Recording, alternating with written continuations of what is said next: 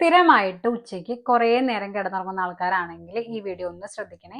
നമ്മൾ ഉച്ചയ്ക്ക് ഭക്ഷണം കഴിച്ചു കഴിഞ്ഞിട്ട് ഒരു 30 മിനിറ്റ് അല്ലെങ്കിൽ ഒരു 45 മിനിറ്റ് വരെയാണ് കിടന്നുറങ്ങുന്നതെങ്കിൽ കുഴപ്പമില്ല. നമ്മൾ ഉറങ്ങി എണീച്ച് കഴിഞ്ഞാൽ നമ്മളുടെ ആരോഗ്യത്തിന് അത് നല്ലതാണ്.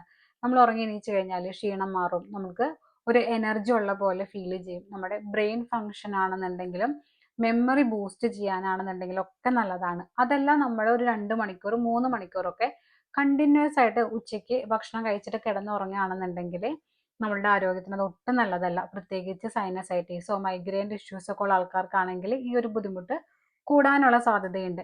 പിന്നെ കുടവയറാണെങ്കിലും ശരീരഭാരം കൂടാനും ഒക്കെ ഉച്ചയ്ക്ക് നമ്മൾ കുറേ നേരം കിടന്നുറങ്ങുന്നത് ഒരു കാരണമാകുന്നുണ്ട്. അതുപോലെ ഷുഗർ പേഷ്യൻസിനാണെന്നുണ്ടെങ്കിലും കൊളസ്ട്രോൾ ഉള്ള ആൾക്കാർക്കൊക്കെ ആണെന്നുണ്ടെങ്കിലും ഉച്ചയ്ക്ക് കുറേ നേരം കിടന്നുറങ്ങുന്നത് ഒട്ടും നല്ലതല്ല.